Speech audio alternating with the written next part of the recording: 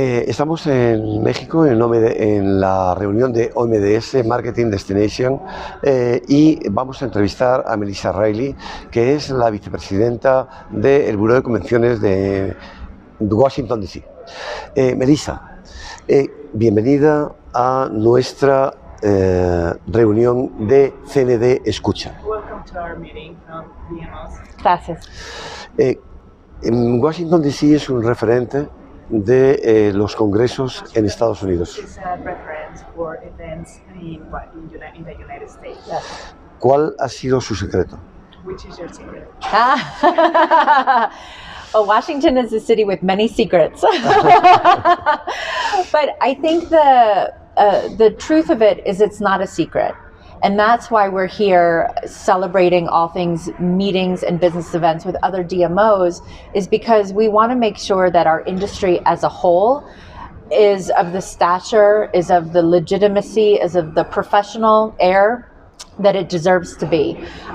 Business events bring so much both socially and economically to our communities that we want to make sure that as the entire DMO community, that we are helping each other elevate our presence within this space. And so the secret is a public affair. Yeah. ¿Cuántas personas mueve el Buró de Convenciones en los congresos? How many people? Los Buró de Convenciones. Yeah. What's the impact of meetings and events in Washington, D.C.? Well, I think one of the biggest impacts that we celebrate is, again, the economic impact that it brings in terms of tax generation and so forth. But one of the stories that we love to tell is the 82,000 people in the district that are employed as a result of hospitality and tourism. And I think what's so special about our industry is that it's not just people who have degrees in higher education. It's people from all socioeconomic backgrounds who help contribute to creating an amazing experience for those people that are coming to visit our city, whether it's for leisure or for a meeting or convention. And so I think that's one of the best ways that we tell our stories. En cifras, en millones de dólares, ¿qué derrama deja los congresos y convenciones? In dollars, what will be the impact of meetings and events for Washington? Well, we try to look at overall value of the business, of what it means. So it's not always just an economic number. Part of the initiative that many of our destinations are focusing on is more the social impact. So how do we create a opportunity for people who come into the city for a very short amount of time to actually find a mission that aligns with what they believe in? And how do they leave a positive social impact? So as I mentioned, yes, of course, we care about the economics, we care about the budget that we have to promote and sell and market Washington, D.C. But even more important is the social footprint that business events can leave behind. So we put equal measure on both, and I think there's a huge opportunity for us to look at continuing to grow the social legacy of business events, not just the economic legacy of it. No hablamos de economía, pero podemos hablar del impacto social, como bien dice. ¿Cuántos empleos directos genera? Investments are generated by the meetings industry.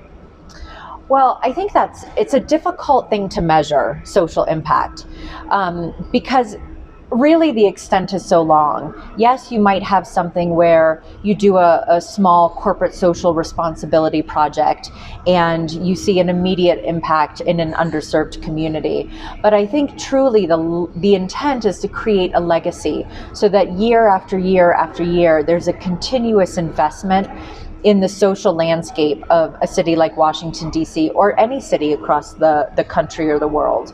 And so it's really hard to quantify what that social impact is.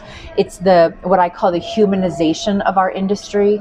It's how do we really take what we do from an economic standpoint and make sure that socially we're responsible, that sustainability-wise that we're responsible, that from a DEI standpoint we're responsible to all of the members that create these kind of micro communities within Washington, D.C. or whatever the destination is.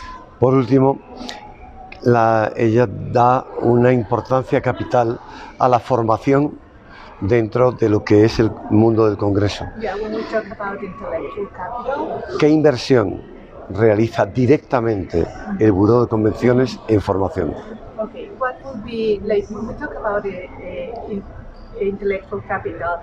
How is Destination DC promoting this initiative, and what is the investment that we're doing? Yeah. So we promote this more specifically to the meeting organizer community, to the association, to the corporate, to the incentive community, because that's the audience that it pertains to. And so as we're pushing out these initiatives, it's really after we're going after a specific bid, or if we're trying to uncover and prospect new opportunities for us, we really look at aligning and positioning that intellectual capital, the knowledge economy, to that specific audience. And so it isn't something that we necessarily, push out for general audiences. Yes, we want to talk about how Washington, D.C. has this competitive advantage, and from a macro standpoint, talk about how DC has a competitive advantage because there's so many market sectors that are thriving in our area. But really, it's how we specifically position it to a meeting organizer that's the most important. It's how do we understand what's important to the meeting organizer and how we can help them benefit their show, and then do a highly customized promotion that way. And so this has been a long-term investment for us, not just in financial capital, but really in investing in the research and the understanding, and how do the salespeople actually push this initiative out? How do they understand how it benefits their customer? So it's really a long-term investment. And as the marketplace continues to evolve and all of our cities continue to evolve in a post-pandemic world, we need to understand how to continue to stay relevant. And so what are the market sectors that are emerging that might not have been relevant 10, 15 years ago that are now? And how do we continue to evolve and invest in those? So yes, there's a financial investment, but it's really an investment in making sure that everybody is knowledgeable about how to sell and market it, understand the value to the actual subject matter experts, and educate all of them. Y por último, ¿cómo ha afectado el mundo de los congresos y las reuniones virtuales a las reuniones presenciales? Y según What's your opinion about hybrid events and how it's evolved? Y si en segundo lugar las reuniones mixtas han limitado el número de personas, o al revés han ampliado el número de personas. What's been the impact of this in terms of attendees? Yeah. So hybrid was a necessity for a very long time.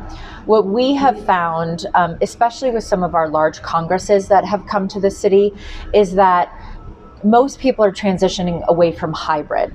But what they will do is repurpose the content from the actual event and make it a virtual component for a later date. Because basically, when you're doing hybrid, it takes an incredible amount of resources to be able to execute, because you're basically running two conferences simultaneously, one that's online and one that's live. And it's very hard, especially in the global landscape, to do both, considering time zones, considering where people are in the world. And so we see the hybrid slowly going away. Virtual is still relevant, and people are still packaging the content. They're making that available for their attendee base, but we don't see it happening simultaneously as much anymore, if ever anymore. And so the return to face-to-face has come back stronger than it ever has before. We're seeing, depending on specific market segments of meetings and business events, we're seeing some are breaking their pre-pandemic numbers. So it's been incredible to see the rebound of our industry in a post-pandemic world. But in terms of hybrid, it's really become a separate entity altogether. And repurposing content in smaller snippets has become more the trend than simultaneous hybrid engagement. Thank you so much. Muchas gracias. Gracias a usted. Un placer.